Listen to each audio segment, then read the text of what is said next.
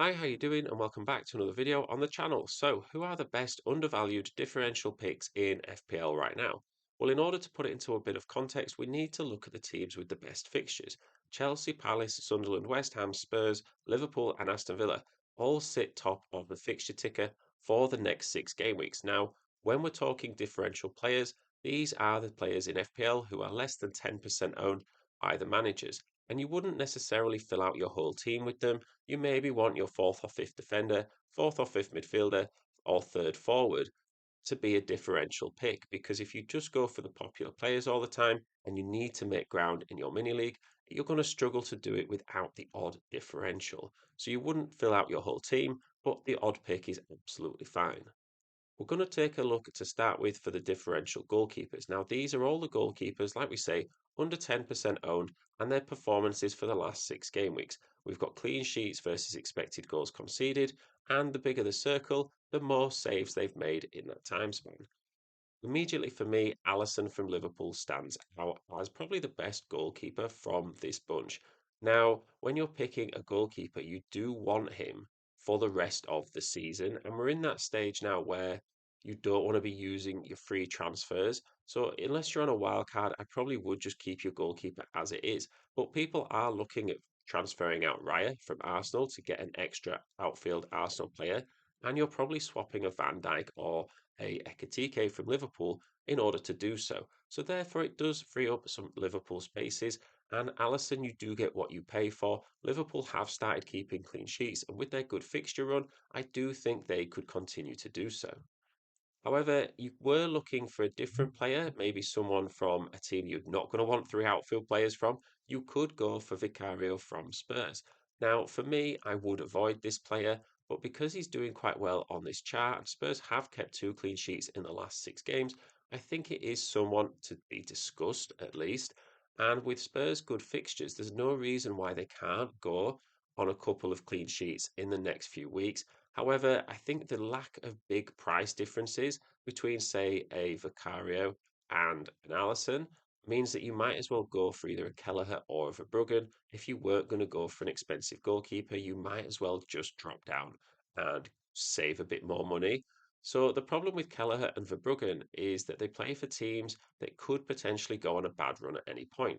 I'd say Brentford and Kelleher are a bit more predictable than Verbruggen and Brighton, just because of Brentford's home form being really good. You could play Keller in the home fixtures and then maybe rotate with another goalkeeper when Keller isn't at home. But therefore, even if Kelleher just gets you a clean sheet every few games and you just take it with the away games and hope that he does well, I do think that's fine. The fact that we're halfway through the season and all goalkeepers basically have to play everyone again means if you're holding a goalkeeper for the rest of the year, there's not essentially big fixture swing because they've all got the same fixtures at some point. So into the defenders, and these are defenders again under 10% owned, but this time we're looking at the whole season. Players who have played at least 15 games in that time span, because if you're getting in a defender, you want to know that they're going to play. Here we can see the line of best fit. So anyone under the line is doing really well. They're conceding fewer goals than they actually should be, according to the data. Anyone above the line is conceding more goals than the data suggests. They're underperforming defensively. However, with good fixtures, you can make arguments for poor defenders to go on a good run, or defenders that are doing really well to continue that run. And therefore, we're going to highlight the Crystal Palace defenders here. Defenders who have been doing really well so far this season. But we all know about Crystal Palace's fixture congestion. Is it something that we need to keep in mind? Well, absolutely. But the fact that they've just got knocked out of the FA Cup this weekend will free up a couple of fixtures over the course of the next few weeks. And here we can see that both Richards, Lacroix, and Mitchell are doing really well for defensive contributions. So the bigger the circle, the more defensive contributions per 90 minutes each player gets. I think for me, if I was on a budget, I would absolutely go for Richards. If all of these Crystal Palace players were the same price or our budget wasn't an issue, I definitely would go for Lacroix. Just think he offers that consistency of starts a little bit more, and he also offers you that attacking threat and potential defensive contributions as well. I also wanted to talk about the Sunderland players. Now, Sunderland do have some good fixtures, but because their players are so cheap, It almost doesn't matter who they're playing when they're at home. I think any home game for Sunderland, I would start one of these defenders. I wouldn't necessarily have both in my team. I think having defenders from the same team, even a team like Sunderland that's doing well, but any promoted team just runs the risk of them going on a bad run of form and underperforming what you would expect from them so far this season. If you already own Mukiele like me, you definitely wouldn't be taking him out. But if you don't own either and you just want a cheap defender, Alderete is probably the best in the game.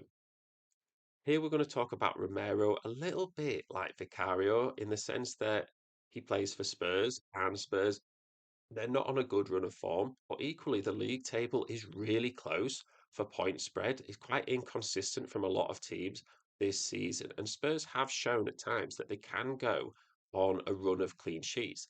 Now, Romero does do quite well for defensive contributions, and he does have some attacking threat. Here we're looking at defensive differentials. So he's a player that not many people own. So if you did have a bit of faith in Spurs turning it around and building up a run of form with their good fixtures, Romero could be the one for you, but for me, I just don't see why I would go for Romero over a Crystal Palace defender or even over a Sunderland defender and use the money elsewhere. So the last defenders we're going to talk about are Kirkes and Konate from Liverpool. Now, Liverpool have kept a good few clean sheets in the last 6 games. I think they've kept 3 clean sheets in the last six, and Konate and Kirkes have been involved in those games. Now, for me, if I was going to pick one or the other, I would 100% go for Konate. Not only is he cheaper than Kirkes, he's more guaranteed for minutes, and he does really well for defensive contributions. He's been outperforming Van Dijk over these last 6 weeks for that stat. And I think he is a solid pick. Now, whether Liverpool sign another defender over January kind of remains to be seen, and it's why you should possibly just wait till closer to deadline for Game Week 22.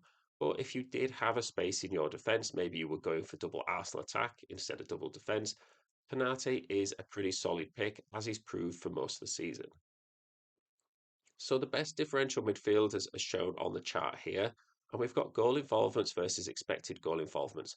And we can see that anyone under the line is underperforming their data. So they're getting the chances, they're just not finishing them. Anyone who is over the line is overperforming their expected data. And again, a bit like the defenders, if you're overperforming your data, but you've got good fixtures, you could still continue that run.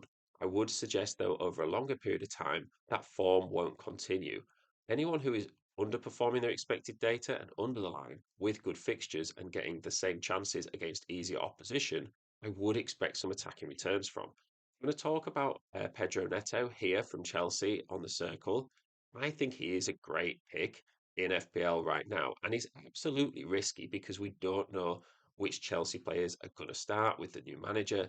I think Pedro Neto, even with inconsistent starts, has got 2 returns in his last 6 games, and for 7 million or 7.1 mil, I think a return every 3 games is fine. It's okay. Sometimes we go chasing these big point scores, like a 17 pointer, but we have to time that right. And sometimes I think just having players that are ticking along and you know what you're getting every so often is really valuable rather than trying to chase points that have already happened. So for me, Pedro Neto is also performing how he's supposed to be. He's dead on the line. So he's supposed to be getting 2 expected goals, and he has been getting 2 goal involvements, which for me just says that he's going to continue that form moving forward. John McGinn is an Aston Villa player that no one is talking about. He does have some set pieces, and I think that does make him a little bit more viable. But in terms of Aston Villa players, he's cheaper than Morgan Rogers. He's the club captain, so you know he's going to be starting most games. And I think he does just give you that cheap enabler way in as a fourth or fifth midfielder. Probably not your fourth midfielder. As a fifth, with Aston Villa's good form and their good fixtures coming up, he's someone that's definitely gone under the radar for a lot of FPL managers. Lucas Paqueta, again, on penalties, on set pieces, but would you want a West Ham player? Well, when you look at the fixtures, it's kind of got to be now or never, especially in the next few. You could get him in for a couple of game weeks, and then if West Ham start performing, you've got him in. You know, they've got good fixtures. He's someone that you've got ahead of the curve. And if they don't, then you could easily transfer him out. He's at 5.9 million, I believe. You could swap him to a Tavernier or someone else around that price point and do it quite easily. I want to talk about Wharton and Jeremy Pino here from Crystal Palace, just as examples of players who are really underperforming their attacking data. They're supposed to have gotten 2 to 3 goal involvements in the last 6 weeks, and they haven't gotten any. So they're getting involved in the chances, they're just not converting. As we said with the defenders, Crystal Palace have some good fixtures coming up, so you would expect some attacking returns from them soon. The problem that we've got is that we've got Ismail Assar coming back from AFCON, and Crystal Palace have also signed Brennan Johnson. So for a player like Jeremy, especially, how's that going to affect his attacking positioning, his minutes? You have to put a bit of context around these charts because it's all well and good looking at the data, but you have to apply some context and football knowledge to it as well in order to make the best picks possible. That goes for someone like David Brooks from Bournemouth in a good way. So he is the midfielder who is underperforming his data the most in the last 6 weeks. Supposed to have had 4 goal involvements, only had two. Now we've gotten Semenyo gone to Man City. Cliver is out for the foreseeable future. Does David Brooks get an increased role in Bournemouth's attack? We've spoken about Tavernier over the last few videos. Brooks is even cheaper, so I think as a potential option as your fifth midfielder that no one else is really considering, I think he's a great pick. The stats and data show that he should be returning more, and Bournemouth are a good attacking team. He probably will just get more minutes as well and see an increased role. So finally, we're moving on to the forwards, and the same chart here, really. We've got the line of best fit, and it's showing expected goal involvement and goal involvement. I won't go through it all again, but the bigger the circle, the more bonus point score a player has. And this was the same for midfield, in the sense that bonus point scores aren't your 1, 2, 3 bonus points you get at the end of the game. These scores are all the positive actions a player does in a game. It adds up, and then the three players with the highest bonus point scores then go on to get your 1, 2, 3 bonus points. And why is this important? Well, if a player has a larger circle next to their name, it means that when they do get an attack in return, they're pretty much guaranteed for bonus points as well, because the scores are quite large anyway. Therefore, an extra attacking return pretty much assures those bonus points. We can start by talking of Spurs attackers. Now, Richarlison went off with an injury in Spurs' FA Cup game on Saturday, and if that is the fact that he's out for a while, I do think it makes Colomwani an interesting pick in FPL. Now, should you rush out and game in your teams? Probably not. But Spurs have a lot of injuries in attack, and you could argue, well, that affects how well they attack. But you could also argue that an increased role and guaranteed minutes for Colomwani, who does get chances. He did get the assist for Spurs in the FA Cup, and I think he's really going under the radar as a potential pick. A lot of people are sort of saying, you go for Thiago again, but Thiago's fixtures aren't great for Brentford. And I think you could look at someone like Colomwani in the short term if you just wanted to get off Ekitike and get in a player that no one else owns, someone that could be a bit of a fun pick. I think Colomwani could be that player. I also want to talk about Jared Bowen, someone who is a lot more secure than any Spurs attacker, but unfortunately plays for West Ham, who just aren't doing it right now. And you would say they've had some easy fixtures in the recent past, and they've also just not necessarily performed as well. Now, someone like a Jared Bowen, you know that when West Ham score, he'll probably be involved. A bit like Haaland for Man City. When you see a Man City goal going, you kind of expect Haaland to be on the end of it. I would say the same context for Jared Bowen. Again, the fixtures look pretty good in the short term. I think if you are just looking at a second forward right now and you didn't want to go back to Thiago if you've just got rid of him, I think Bowen could be the one. He's someone that when he scores or gets an assist, you can see by the circle next to his name, he's also pretty secure for bonus points as well. Compare that to some of the other forwards here. I think it does just give Bowen that extra bit of value if you wanted to risk it with West Ham. So we're going to finish on Gyökeres here from Arsenal. And, is he the best Arsenal pick? Probably not. But I think the fact that a lot of people are going for Uriah, Gabriel, Timber, Saka, Rice, it does mean that Gyökeres is just undervalued right now. Someone who is still getting chances in FPL just isn't necessarily converting them. We know that he could be on penalties sometimes.